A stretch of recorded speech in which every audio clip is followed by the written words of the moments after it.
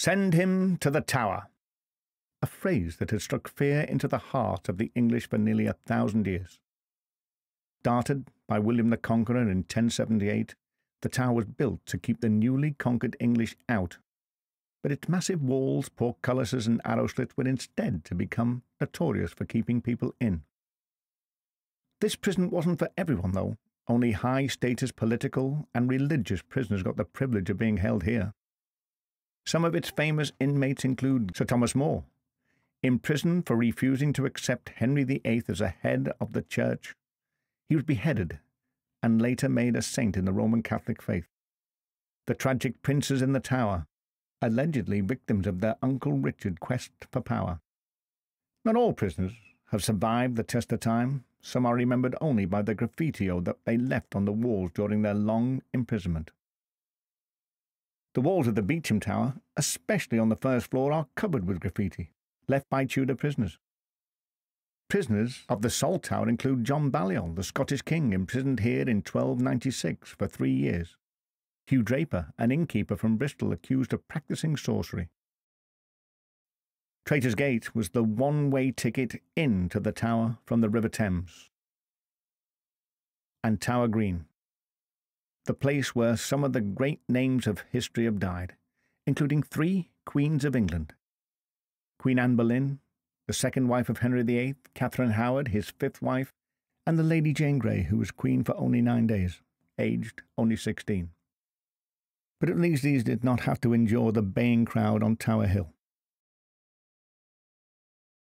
There aren't many buildings that have been in constant use for 1,000 years. Often the Tower of London has been the scene of the most important stories in the nation's history. The Yeoman Warders, or Beefeaters as they are nicknamed, have long been a symbol of both London and Britain. A detachment of Yeomen of the Guard, they were formed the Royal Bodyguard since at least 1509. Their origins stretch back as far as the reign of Edward IV in the 15th century. The Tower of London is actually 20 towers, together forming a mighty defensive stronghold.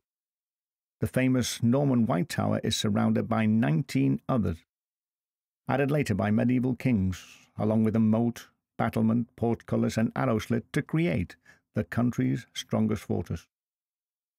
For many centuries in the past, it would have been a vast stockpile of arms and armour, protected by a garrison of soldiers, and conveniently located on the River Thames. The White Tower is one of the most famous castle keeps in the world, built to awe, subdue and terrify Londoners, and to deter foreign invaders. It is now an iconic symbol of London and Britain. When it was built, the Tower of London was by far the tallest building in London, and it has remained a symbol of power ever since. But in addition to being a fortress, it has always served as a royal residence as well, and a very luxurious one at that. It is home to the crown jewels, the priceless symbol of British monarchy, still used on important state occasions. Legend says the kingdom and the tower will fall if the 6 resident ravens ever leave the fortress. It was Charles II, according to the stories, who first insisted that the ravens of the tower should be protected. And to this day, we still maintain at least this many, who are looked after by the tower's resident raven master.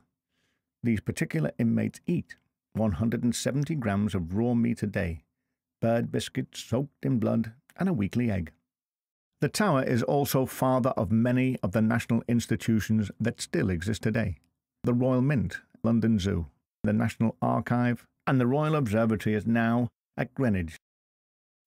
Throughout its long and eventful life, the Tower of London has had to fight hard to survive and defend its own, sometimes behaving aggressively but always protecting its people.